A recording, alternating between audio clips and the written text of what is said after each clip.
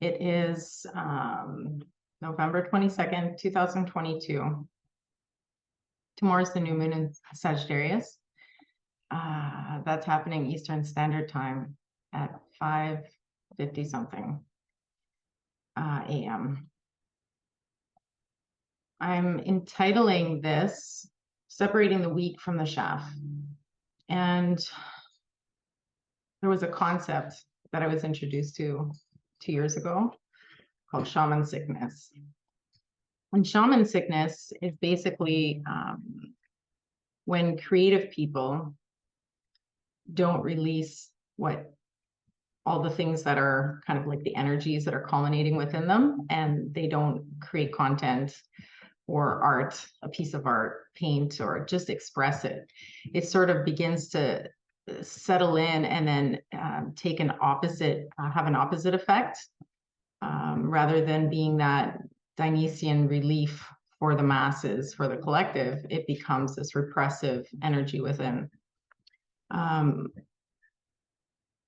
We've gone through some recent transits with the planets and the stars, and Neptune was prominent. There was like a Mercury square Neptune, and Mercury square Neptune, for someone who has like a lot of Neptune in their charts, can be very repressive, like communicatively, vocally can be very repressive, because essentially that Neptunian energy being, for me in my third house, it's just been really weird trying to communicate the expansiveness of everything that goes on in my mind, and then trying to weed through, like discerning what needs to be brought forth versus what needs to stay. And so experiencing bouts of that can sometimes lead to this sort of shaman sickness.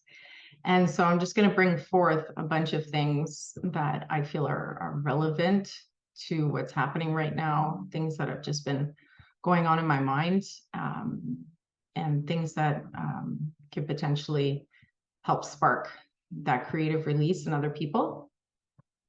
And so my website, inspiringplayfulEvolutions.com, has a service offering called Disaster Shaman. And I conceived that in 2017 after going through what I like to describe as a speedy awakening. And I wanted to just describe quickly on some of the points that relate to what a speedy awakening is. And also, typically I put together at the end of the year, kind of like what I've learned from the previous year. So 2022 is coming to an end. I'm sort of going to incorporate those things into this.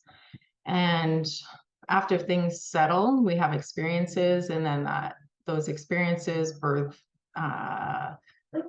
learning circumstances that we can incorporate and integrate. And then once we integrate them, then we can bring that elixir back to the community. And so part of this is me bringing what I've learned back to the community, and also marketing my services.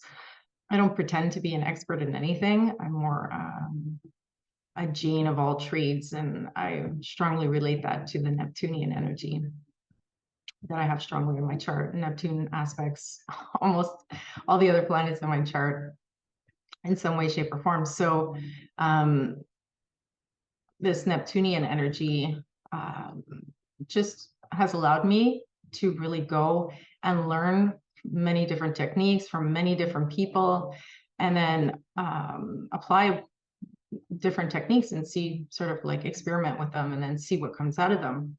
And then I bring the best forward. And then there's also crucial lessons that I've learned along the way that I bring forward to assist people not to make the same mistakes, because I do believe that we don't need to make the same mistakes that other people have made. And I've always listened carefully to my elders, the ones that were on a good path, the ones that were on a bad path, especially the people that are on a bad path. They often have the most experience in what not to do. And so, yeah, just going to bring all this forth. It's going to be a little bit of a mishmash as usual, And it's going to touch upon a lot of the themes that we're going through, which is things to expect when you go through a speedy awakening. I wanted to bring forth the kind of step-by-step main important pieces that I think could assist other people. Because in the community, there's, I think people are quite confused about what it is to awaken. And there's a lot of new age language around it that kind of diminishes what it truly is. And there's like the deep kind of esoteric level to it. And then there's this like sort of superficial layer to it. I think the first thing to know is that once you go through that process, you can't go back. And so this doesn't mean that you can't unlearn things that have been unhealthy, that conditioning that you've learned. It just means that when you've come to an expansive state of awareness with regards to the amount of information you're taking in, at what level, at what frequency, what is lit up within your bioenergetic body, typically you just continue to move forward and grow, and you can kind of shut things off and decide not to pursue things that intuitively you should be working on, or just things that intuitively to be true for you in that situation or environment. And then not doing that is a choice, and I think is also part of the process sometimes, but you kind of always stay in a certain amount of awareness. And so once you sort of awaken, usually the journey just never ends, and the journey becomes the thing. And what's important about that is that it is the journey that allows us to refine what energies we're working with and what our energetic body is doing. So when I first started, wanting to know thyself, I started when I was 13. I started going to workshops, and then I just never stopped. But really intense moments, mystical moments, only truly started to happen later on in life. I did have a lot of them previously, but I never really had like a place to put them, comportamentally place them. And so only later on did I have like, gained enough knowledge to understand that the left-hand path, which is just complete chaos, leads to things like hysteria and all sorts of that's just too expansive.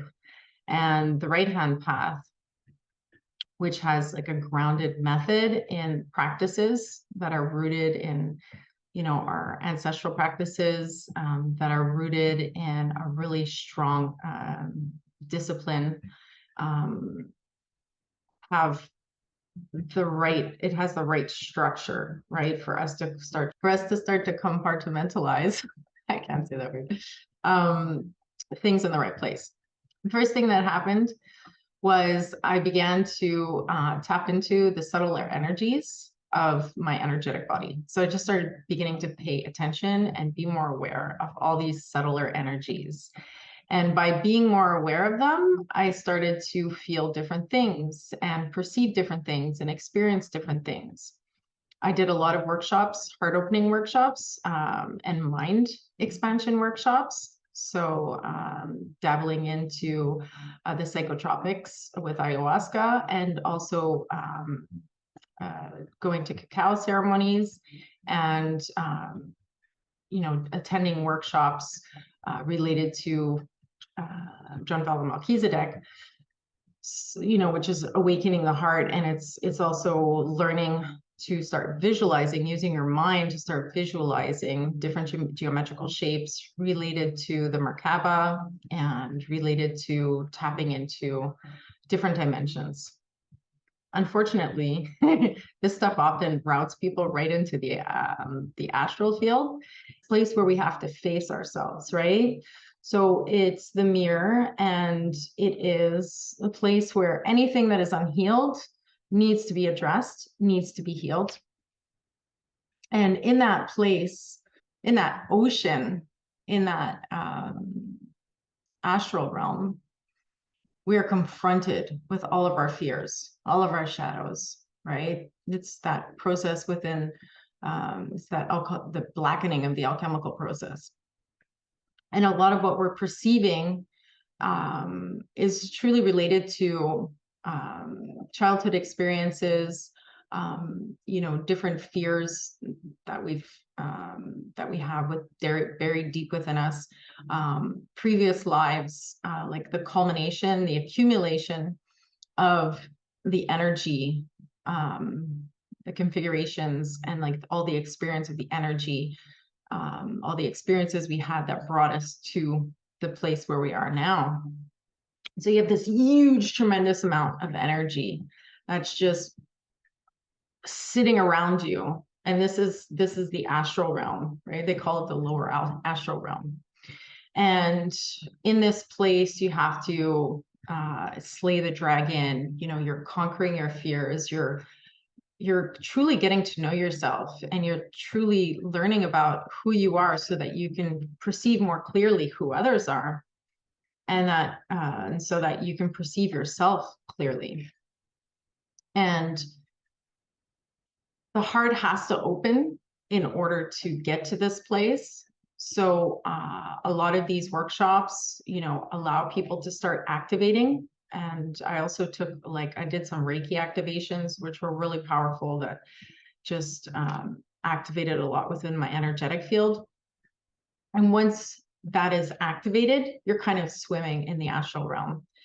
And in order to make it through, you have to keep your heart open. And this is like a true awakening process, right? So most time when people start tapping into these higher dimensions, or these other realities that exist around us and through us, within us, or we're part of it, but that our perception normally isn't tapping into, our heart closes, okay? Because the level of pain that we're going to experience is so great. We become open not only to all the stuff I just mentioned, but also to all the pain and suffering around us, right? As well as the bliss and the joy. So it's just this, like, everything just becomes accentuated. And during this period, during the blackening, this is when we become aware as we heal, because we're confronted with all of these things within ourselves, and the betrayals and the pain that other people are going through, right? It's not only about learning about our own pain and suffering, it's learning about the pain of others.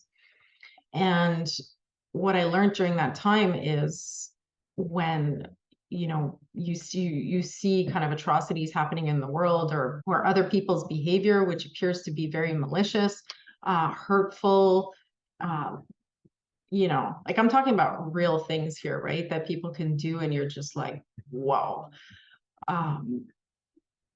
why are they doing that? And so there's a percentage of it that is our perception, and then understanding that there is a biological structure that is unraveling, right? It's like the DNA strands that are just creating the mechanistic structures and processes for them to act in a certain way. And the same thing is happening with you. And that's kind of like this veil that's over us, and we can't really perceive that everyone is just responding to their biological presets, responding to the DNA, responding to what the ancestors, packed within that DNA have taught them, and both the good and the bad. And the culmination of everything that happened to them from within the womb, right? All of the hormones and everything, all the trauma that the mother carries, leading all the way into life, like birth, you know, the trauma of birth, and then the trauma of whatever else we're accumulating through the conditioning and our environment. And all of that is just playing out, right? So there's that level where you begin to see, after working on yourself long enough, that as much as I am a slave to my own biology, so is everybody else. And a lot of what's playing out is just this mechanistic, the chemicals running through our brain, running through our bodies. It's purely biological, right? And this is, science really, you know, believes that free will doesn't exist because of this fact, because they understand that like 90% of everything we do, even me putting together this video, how I feel today, how I'm going to respond to someone calling me, you know, how I perceive different people saying different things in, you know, around me or in the world, 90% of that is based on presets within our DNA, biological mechanisms simply playing out.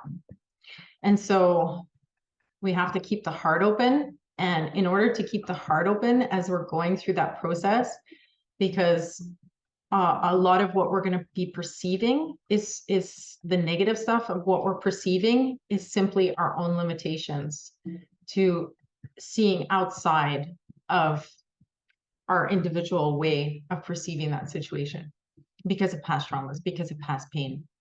So in order to keep the heart open, I would constantly repeat in my mind that the other person, their pain and suffering is even greater than mine.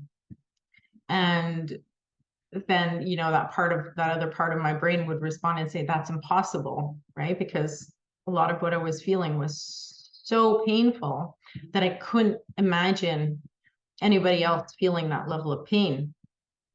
And then I would prompt myself again, as bad as you feel, as hurt as you feel, as betrayed as you feel, as sad as you feel. Now imagine the other, and their pain and their suffering is worse than yours. No, but they haven't lived through the things that I've lived through. They haven't gone through what I went through. You know, I almost died a few times, and you know, I was almost taken out psychologically, like all these things. And then I just come back and repeat, no, what they experienced was worse.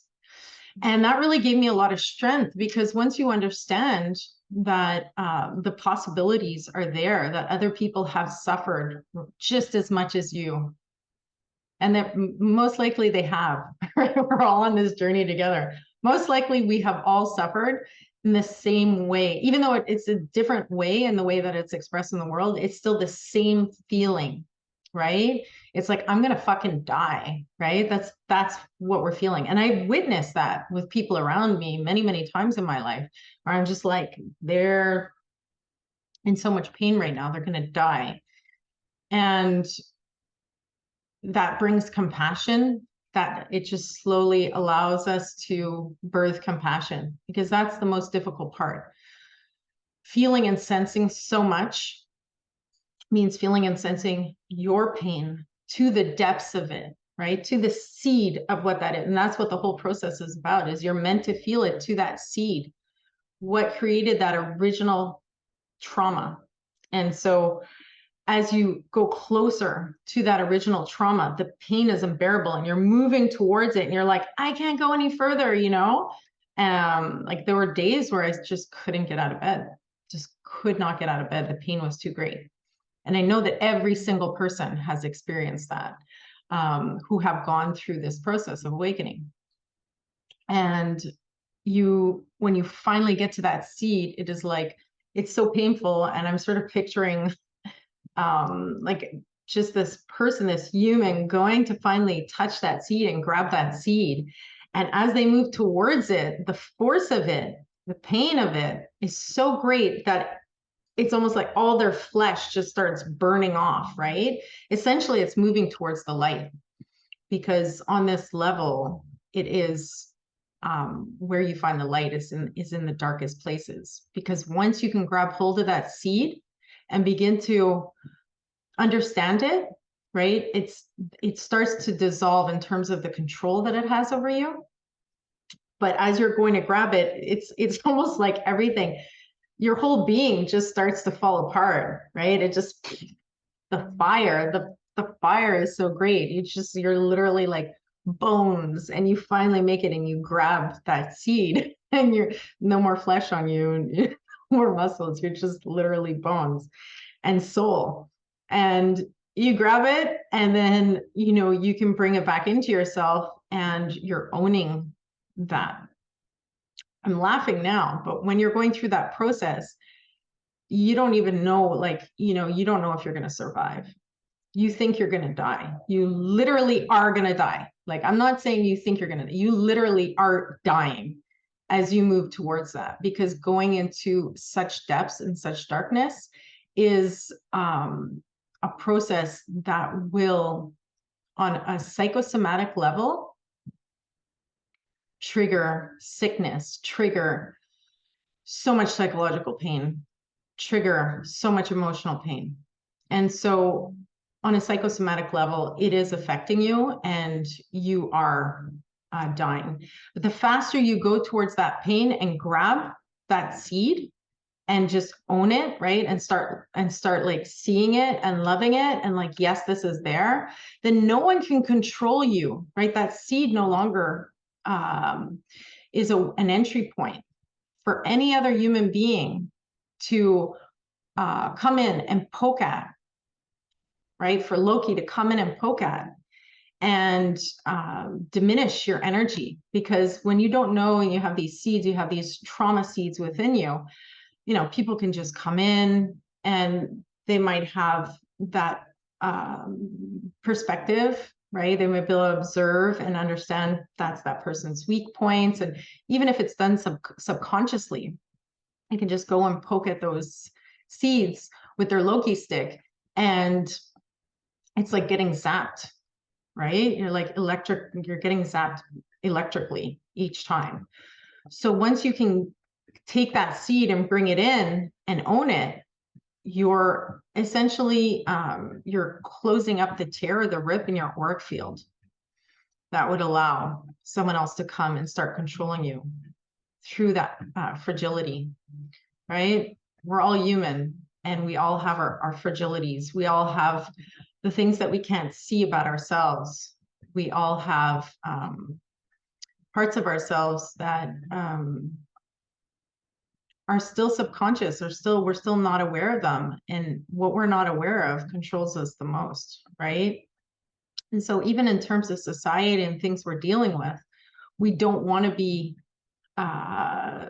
we just don't want people to be able to come in and then poke a few sticks into us and then, like a robot, get us to act a certain way, right? So if you're working on emotional reactivity, if you're working on regulating your emotions, this is what you have to do. And once you close off that tear, that rip within your auric field, and you own that seed, right, you begin to heal. And once you begin to heal, your auric field close off. The holes in your auric field really are what causes all these extra sensory perceptions. This is a bit controversial, but I brought it up in previous videos. The more we heal, the less we're sensing of these other dimensions in a negative way. The less we're tapped into the lower astral realm, the less we're tapped into the collective, the less we're going to feel like have just that that empath, a super empath compassion that just feels so much they're incapacitated, they can't do anything. This is also very Neptunian, because Neptunian is the 12th house. It is everything. So if you have Neptune in your chart playing a predominant role, then this is something you're going to most likely experience. So going back a little bit to what happens, I spoke about the individual experience moving through that blackening phase, but I also want to speak about this want to speak about what's happening on a larger scale. Okay. we have different groups and institutions. We have different people playing roles in this process. And by that, I mean, on the first layer, right, we have our basic biological experiences and responses.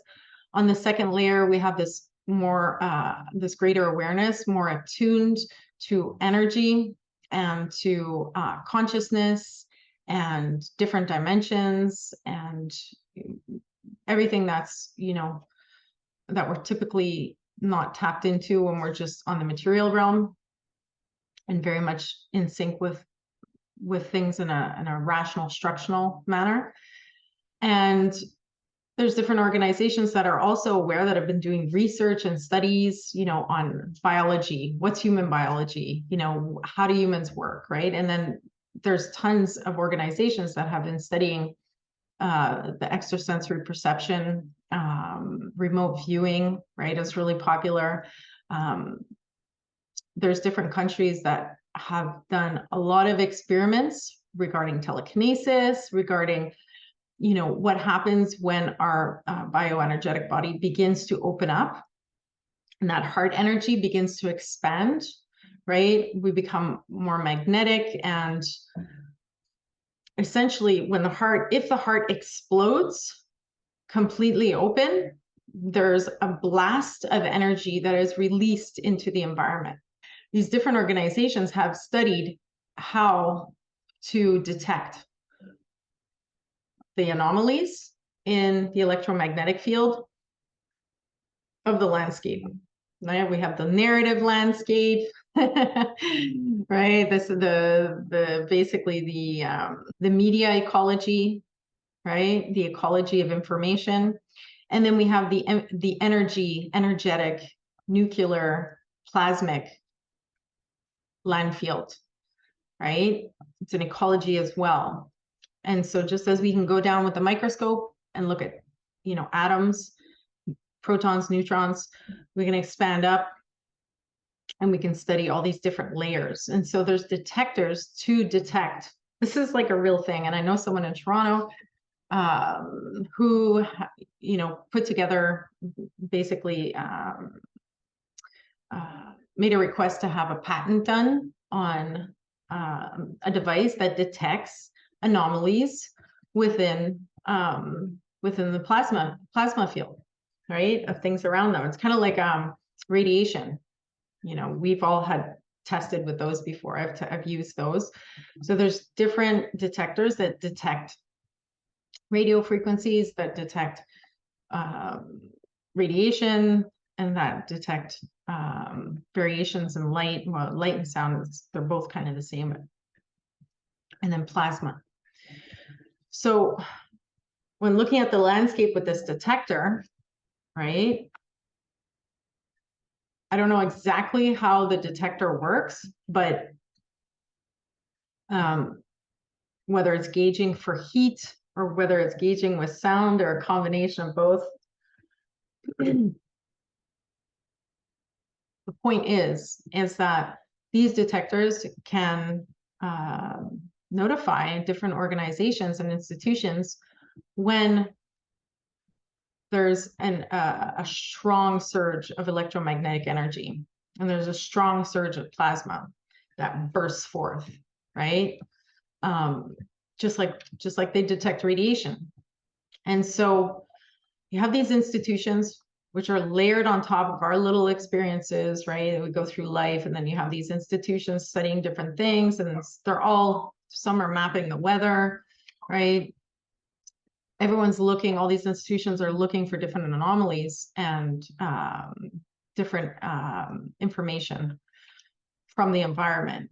And some of them are looking for these explosions, right? And it's one thing if you're in your basement and you're building little contraptions to create anti-gravity, right? To generate anti-gravity. And then it's another thing if a person actually has an awakening experience where they start to channel so much energy that they become the generator, the anti-gravity generator, right? In the sense of like the plasma, they're just like the level of plasma that they're emitting and that they're allowing to enter into this reality field becomes abnormal. So when that happens, they're scanning, they're constantly scanning for all these different things. If someone goes through an awakening process, their heart bursts open and they are generating more energy than everyone else in their area, it's very easy to go and just pinpoint. That's why they can tell if someone's working on these anti-gravity machines, right, in their basement, because the radar goes off. They can see what's happening. So they'll give you a call. This is so-and-so from the government or whatever agency, and we're just wondering what's going on there. So when a person is the generator, they don't call you. They know that there's a huge difference between building an anti-gravity contraption, which many, many, many have, and being the generator yourself. So if you're a human that has busted through and allowed that much energy to enter your field, you basically begin to have the abilities to do a lot of things. So telekinesis was a big one, after World War II. A lot of the people that they were experimenting on and with that had telekinesis, got routed back into different places in Europe, and then all these different things kind of got hidden over. And but they are real. There's a lot of hoodwinkers out there, but that is kind of part of the confusion, right? Is that you will come to a stage where you're like, this is all baloney, this is all bullshit. But then once you have different experiences, or once you can witness, I think that's the key. Once you can witness different experiences, even if you don't have them, then your mind opens up and you understand, whoa, okay, this whole study is real. And we are capable of way more things than we are allowing ourselves to believe we are. So Vice magazine put out an article on people who get targeted. I think it was back in 2015 or something like that. Vice magazine is funded by different people, and every group has its own agenda. They either want to promote certain ideas or they want to cover up certain ideas. And so you read stuff like that and you're like, yeah, all of these people are completely crazy.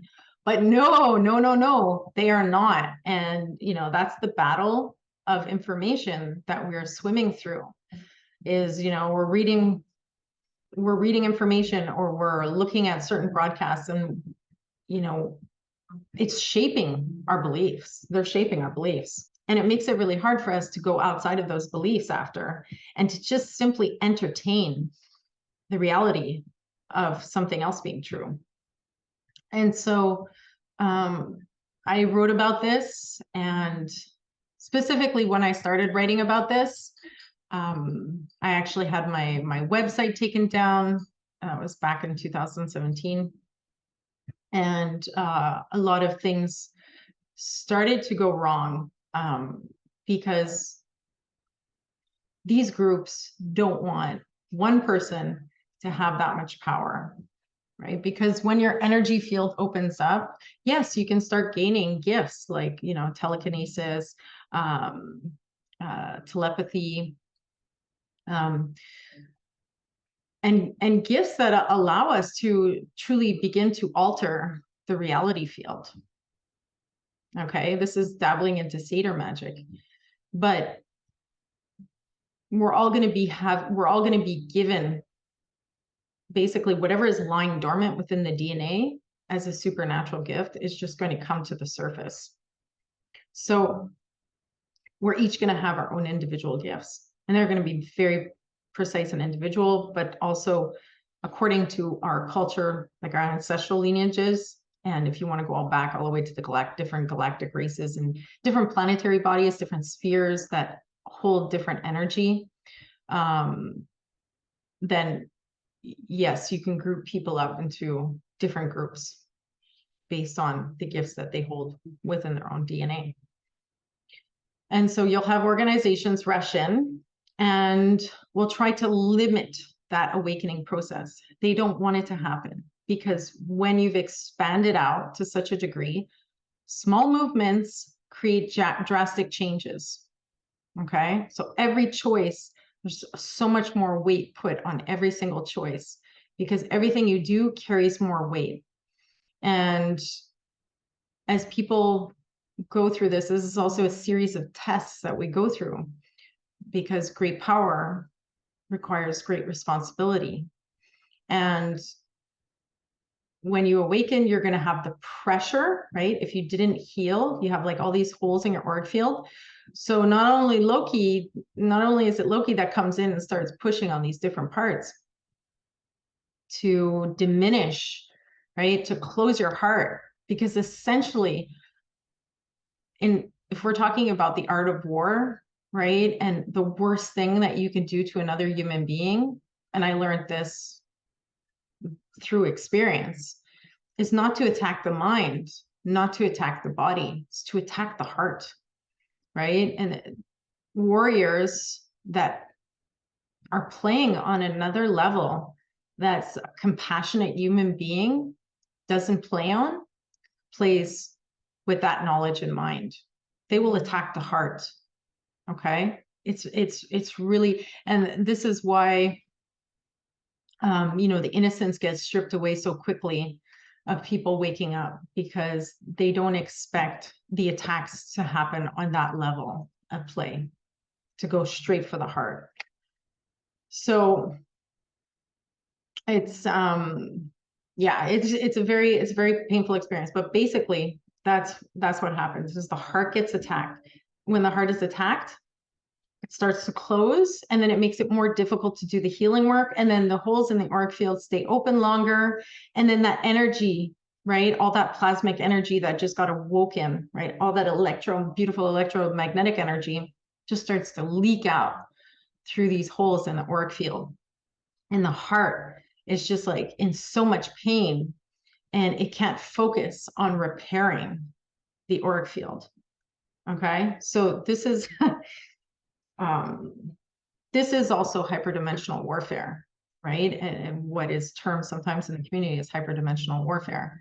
It's the attack on the heart.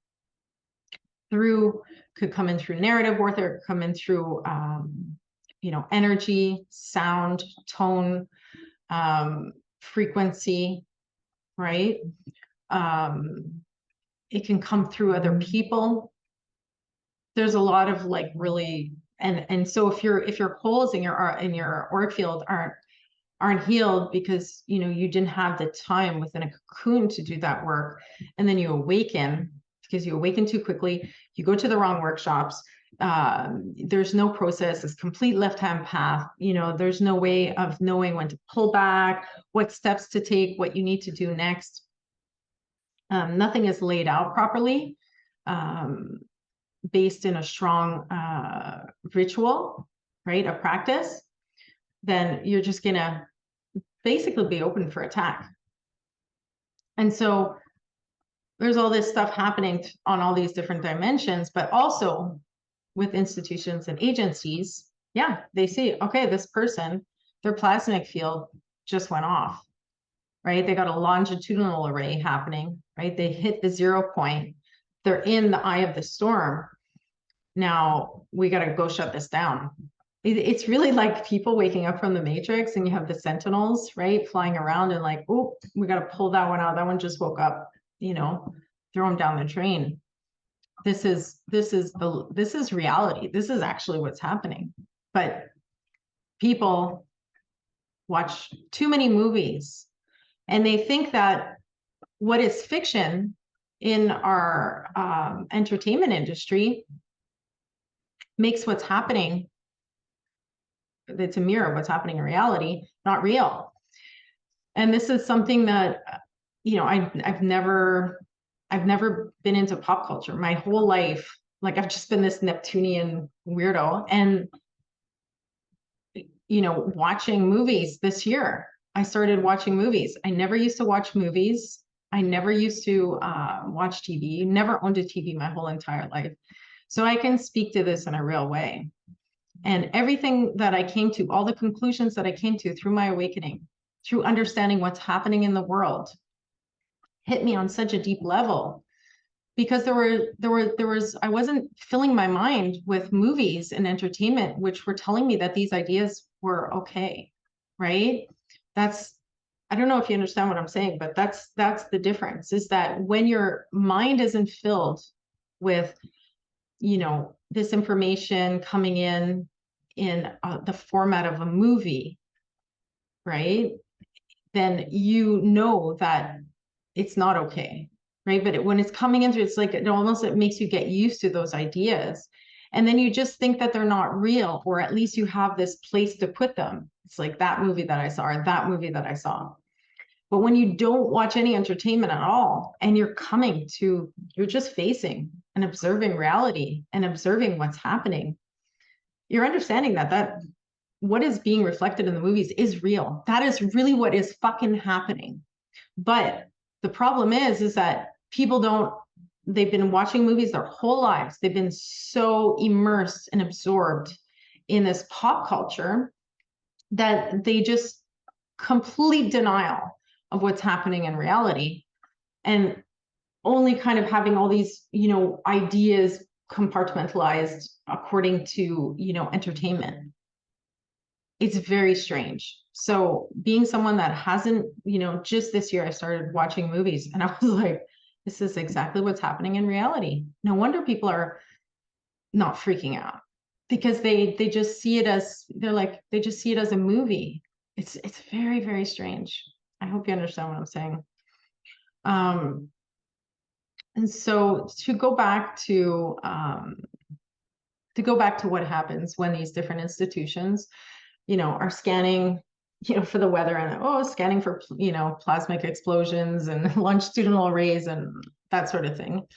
Yeah, when they come across different people that pop out of the matrix, they're going to send in kind of different teams to basically try and shut that person down, because they don't want people waking up to these superpowers. You can't control superpowers, right? If someone has telekinesis and they walk around and they start doing things in the street, or if they have super psychic awareness through telepathy, and they can start showing other people, because all people need is an example. And once they see it with their eyes, their paradigm changes, and the reality is never the same again. So once that starts getting out, right? It's not a movie. They're not superheroes, right? Marvel series. This is actually like real superpowers innate within us that have been suppressed for a really long time. And once people see that with their own eyes, see these anomalies, it's like a ripple wave effect. All of a sudden, the paradigm just starts changing the consciousness, right? That paradigm shift within those witnesses starts changing the consciousness of their families, their friends, their community, and then boom, the whole world awakens. It only takes a few. And so you can see how they repeatedly shut down people online as soon as it's not only about just being censored and, cancel culture. And, it's really, it goes into this whole awakening process. And if someone goes through an awakening, even just their actions online has a bigger ripple effect than someone else whose energy field, bioelectromagnetic energy field, isn't pumping out in the same way, because it's like the electricity coming out of them isn't moving through the system in the same way. It's been diminished. And so what we have to do when this happens is awareness, knowing that this is going to take place, knowing that they're going to, it's not about becoming paranoid.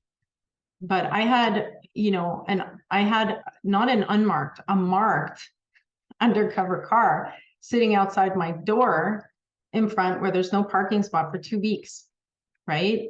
To try to drive me mental. Like there were different things that happened that, you know, it's all about repressing this energy. And then you just kind of want to go inwards. And then if you, you know, if you don't have the heart to just open up and, you know, do the healing work, right? Start accepting that other people are going through as much pain as you. And there's dharma, there's karma, there's different things that need to be attended to, and just like face that. Then you literally don't know who to trust anymore at all, because stuff starts coming in through all ends, right? And this is what we're awakening from. This is what we're bursting out of, is this lack of trust to ourselves, to our own intuition, to what we know to be true. And, you know, and then the healthy boundaries, because your boundaries get, when you have an explosion of energy and you have an activation, your boundaries open up. And, you know, part of the process is learning how to establish healthy boundaries while still staying awake, right? So still picking up and having conversations and whatever other, you know, powers that you've tapped into, managing that responsibly.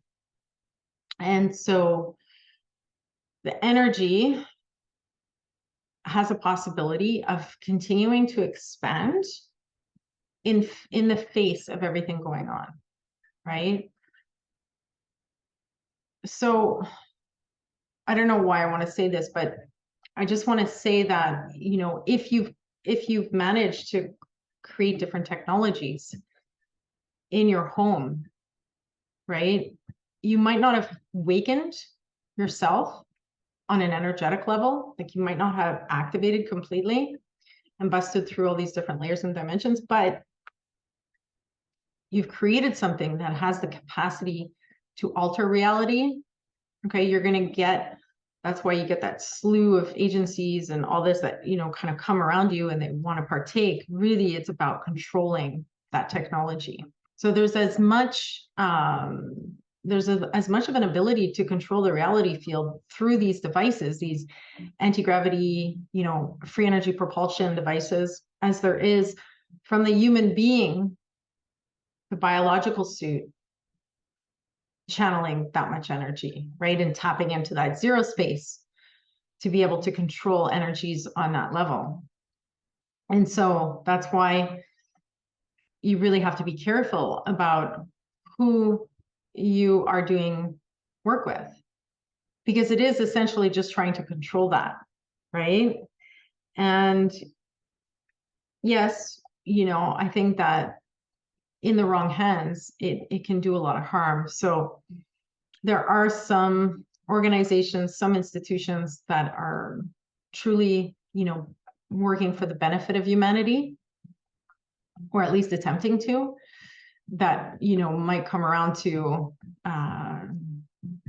try and guide, you know, give at least advice. But then there are also those ones that are going to pretend like they're just there to help, or, you know, they want to do consultation and stuff like that. But in the end, their agenda, the way they're hardwired, the way their biology is hardwired, right? That determinism that's coming out of them is hardwired to a completely different intention in a completely different, you know, God knows where in the universe.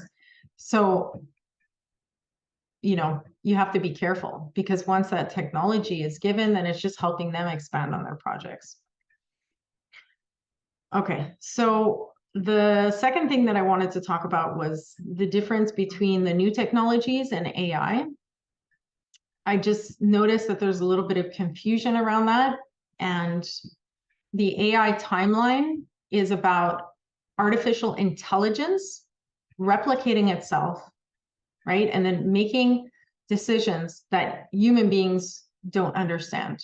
So making decisions for us that we ourselves can no longer be in control of because we don't understand them. So that's, you know, making decisions within the quantum field for us, for example, the boson-Higgs particle. And there's a, you know, this is what the dangers of AI are about.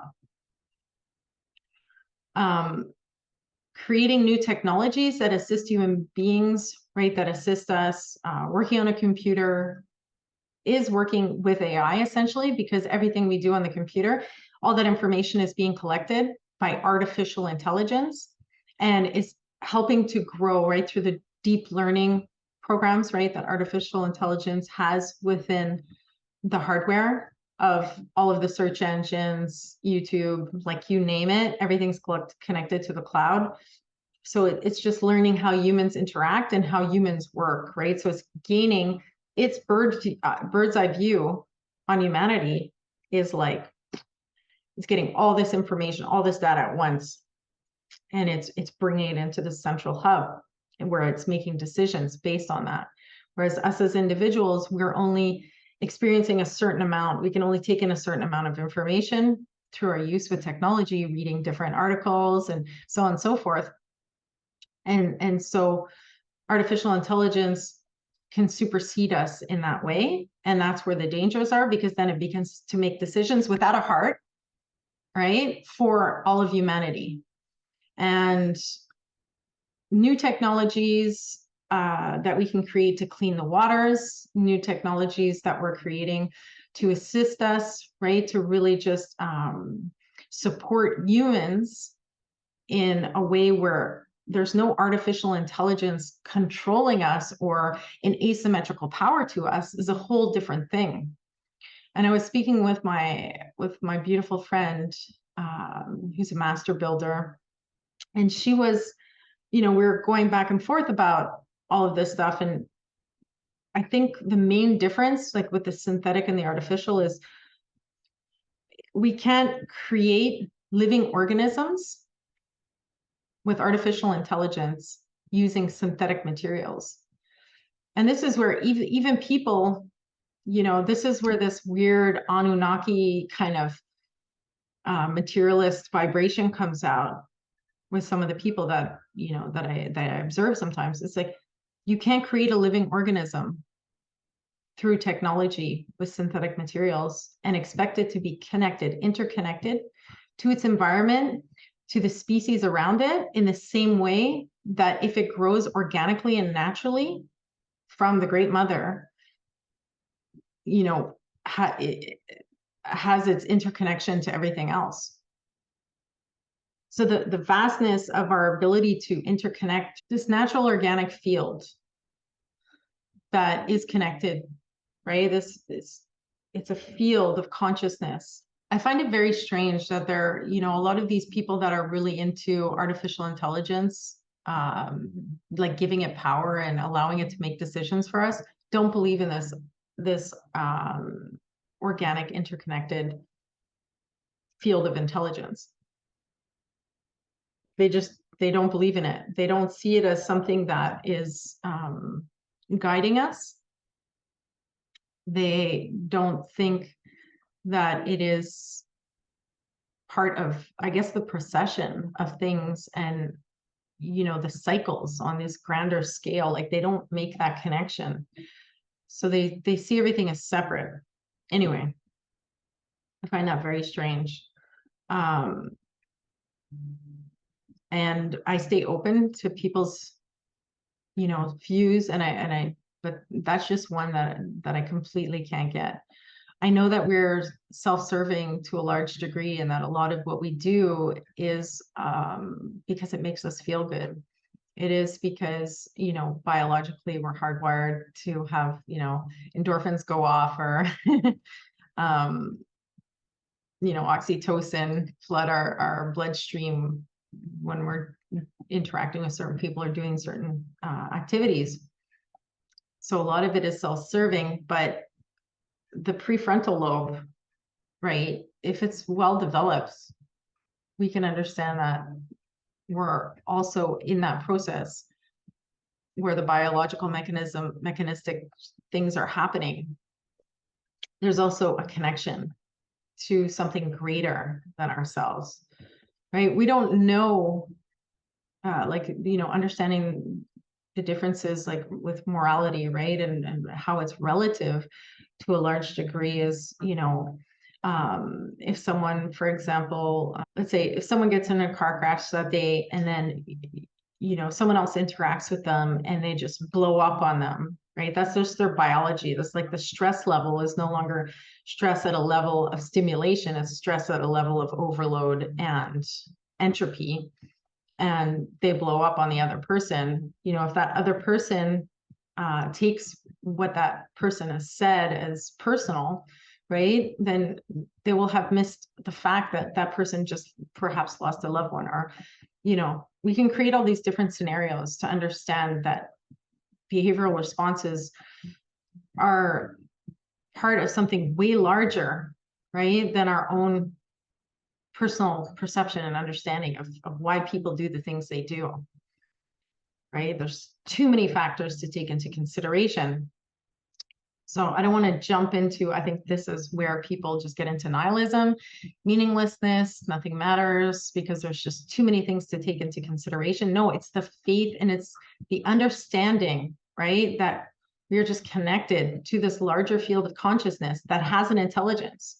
It's not an artificial intelligence. It's a natural organic intelligence that is playing itself out through the processions of the ages of, this, within this universe as we spiral around, and we're all playing our role perfectly. I put together a video called What It Means to Have Pluto in Libra in the 12th house.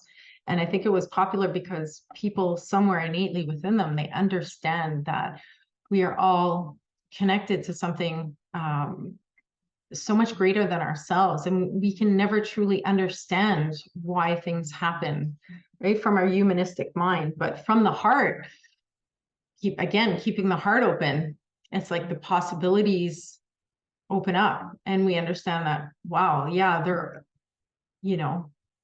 we can just become more knowledgeable about knowledge, right? We can just become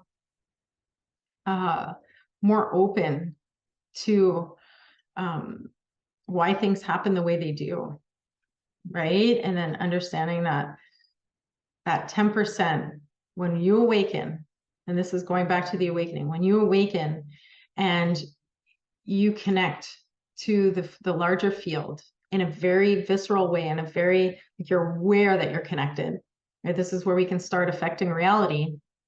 That's the 10%. And that's why, all these agencies and all these things come to limit that, because it's basically reaching up into the premateria and becoming God-like, right? And whenever there's that much passion with anything, it's eventually, it's going to burn out. It's like Prometheus is the Promethean, flying towards the sun, right? So that whole process is like, you make it out of there, if you make it out of there alive, like, you are lucky. So we're having to learn how to awaken all this stuff at a pace that is, our bodies are compatible with biologically, and that our minds are compatible with in terms of the healing, like our emotions, right? Because if you wake up to that much power too quickly, you could just create chaos. And, it just takes a few people waking up on that level and making wrong decisions, and this is where the Marvel series comes in. If you watch, I just finished that series and I was like, this is exactly, they're just talking about what really happens, right? So if you have a few people wake up, they understand, not just wake up like mentally, but like energetically. And then you get a few of those people together, they can literally start changing the whole shape of reality, shared reality. And then everybody else just kind of, it's like, whether they're ready or not, they get thrown into it. And I think that it's not up to us to decide, right, on that level. But if we have awakened and we are given certain powers for a certain amount of time, then I believe that is also part of the procession. It's part of the divine plan. It's part of what's meant to happen. I'll mention as well that when I started tapping into these different levels of like this expansion, different levels of awareness, I really started to understand that I did a bit of studying and I talking about the Schumann resonance and connecting with our Earth's magnetic field, right, does change what's happening around, like the sphere around the Earth, which acts kind of like it's a mirror, and it reflects back onto the Earth the energies and frequencies that are expanding out of it. So it's kind of like this loop system. And so the collective body of awareness, all of the thoughts, right, which are electric, all of the emotions, which are magnetic, are connecting to the Earth and the sky, and are then generating the psychic weather. So if everybody starts believing something, right, it becomes real in the sense where it's then going to contribute to what is being projected back down onto the Earth, and then reshaping reality.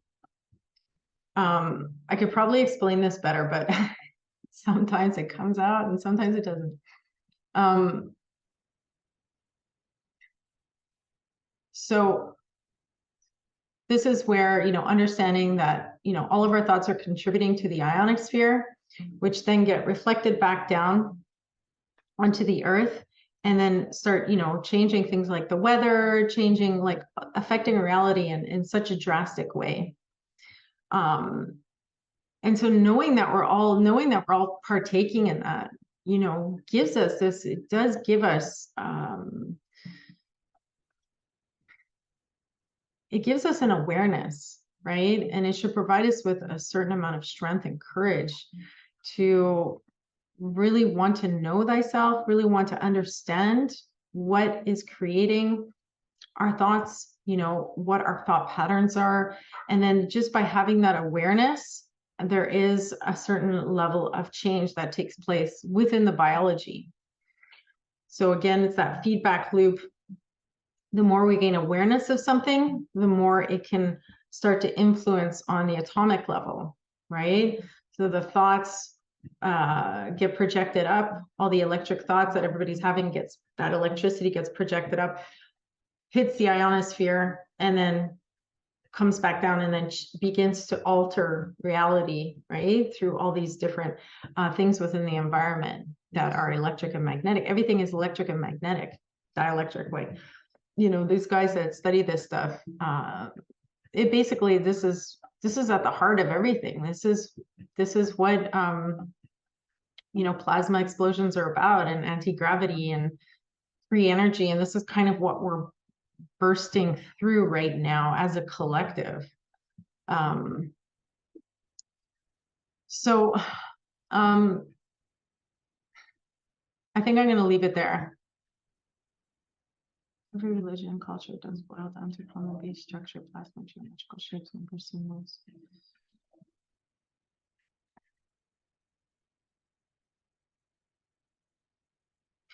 Okay, so I'm going to say one more thing before I close this out, because it's already getting too long, and I don't want it to be too long. I wrote down this note about how every religion and culture boils down to a common base structure.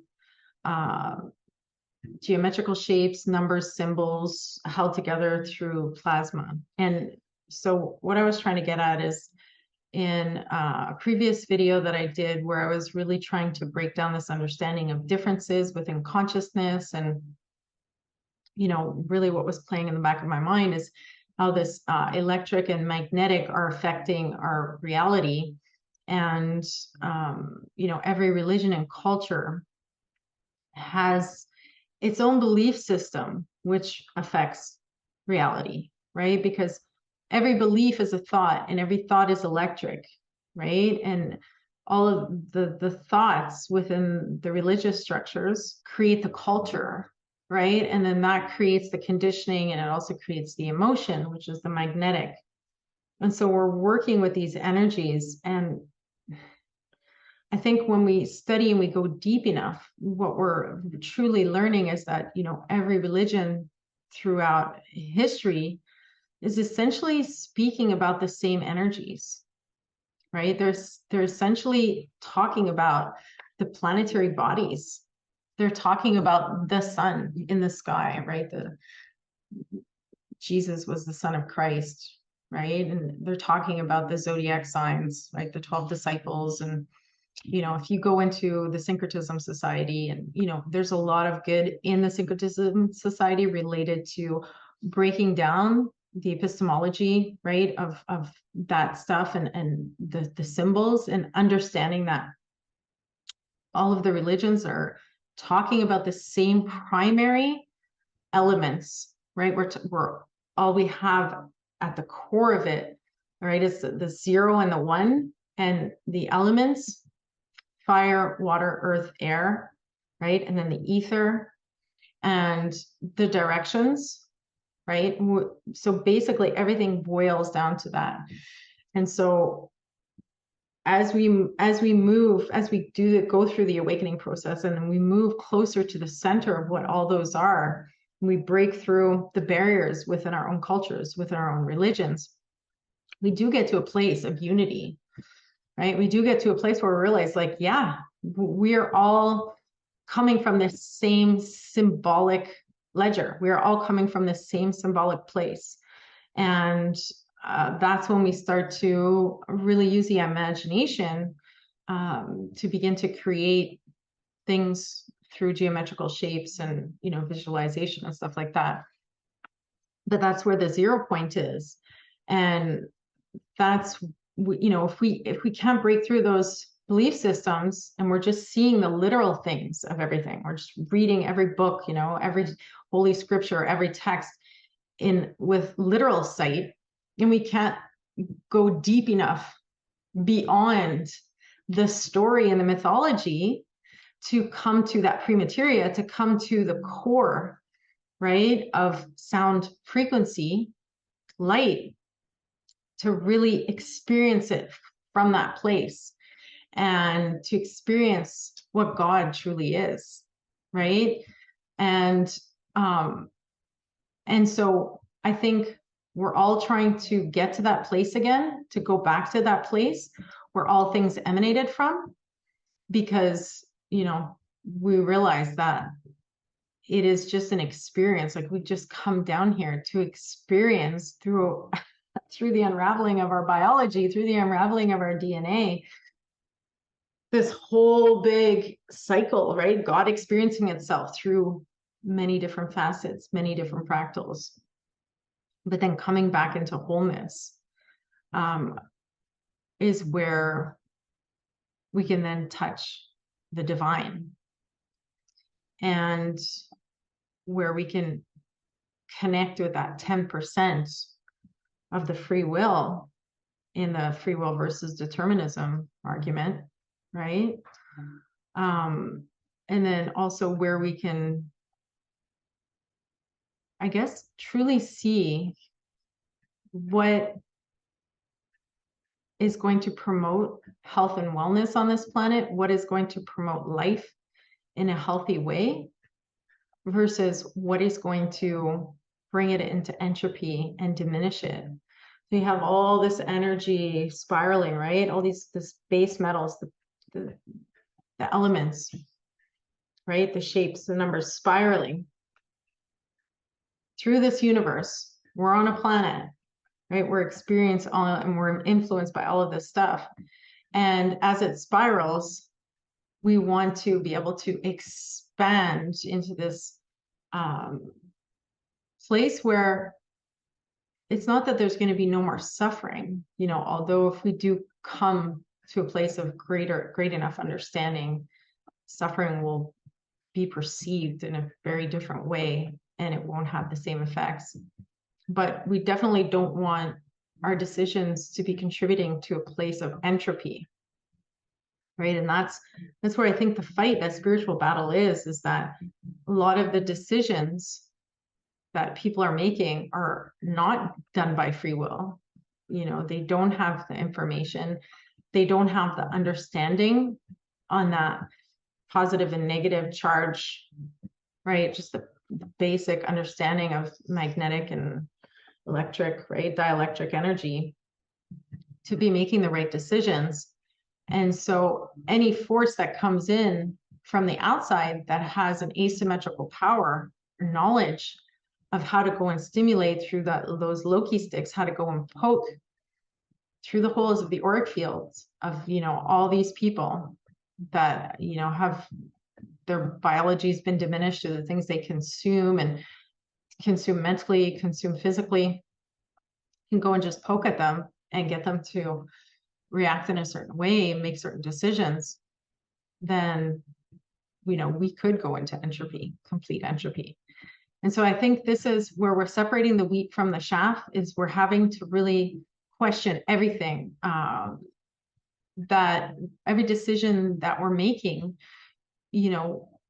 needs to be done with care, we need to question ourselves. We need to continue to question ourselves. We need to continue to question, to learn, right? To have that thirst for knowledge and to want to continue learning and participate in what is being created on the planet.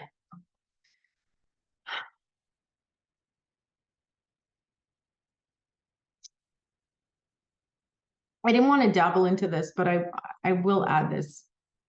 I will add this as well, is the confusion, surrounding truth seeking. Truth seeking has been, has kind of like, it's been tied to this idea of Christianity.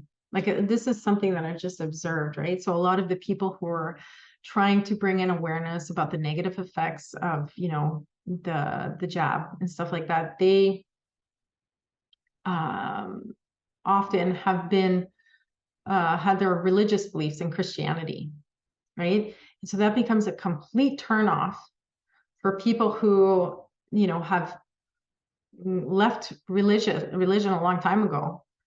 And because they now associate those people with bringing forth truths about, all sorts of, weird AI agendas, they dismiss it all, right? And this is just one example, right, of what can limit us, right, to learning the truth, is if we've associated one thing to be negative, and then, that group, that negative, what we've associated as a negative group or negative organization, brings forth a truth, it's automatically dismissed because it's brought forth by that group that we've already deemed as, that we've already canceled. And so we're having to open up our minds to understand that every single group is going to be bringing forth some truth, right? Every single group.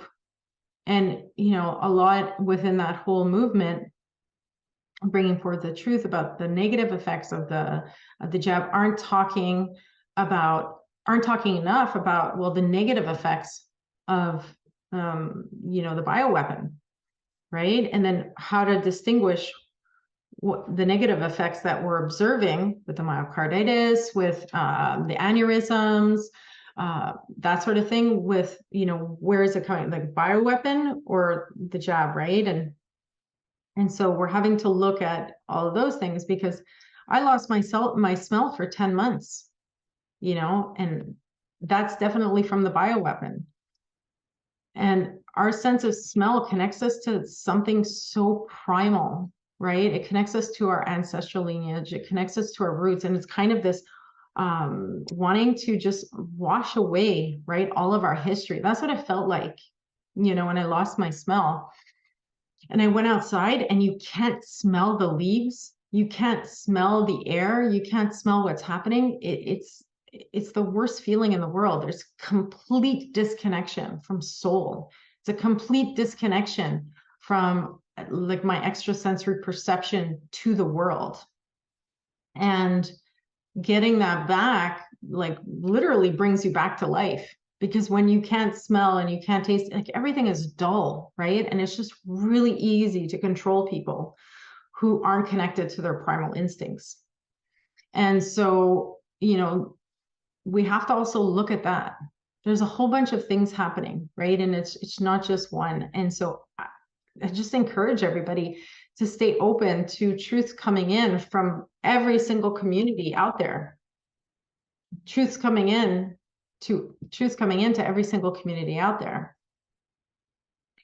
So yeah, there was a lot packed in there, so I think I'm gonna leave it there. inspiringplayfulevolutions.com. I have service offerings there and products. If you're going through a Speedy awakening, you can click onto my services there. If you're looking for an astrological reading where I just go over a bunch of different systems and analyze what information is being highlighted, you can reach me under Systems of Gnosis, book a session with me there. And I know that this is going to move a lot of energy. So I'm looking forward to the feedback that I see ripple back to me through the field. And and I'm wishing everybody a beautiful December. Stay strong, stay courageous, and keep on persisting on this journey.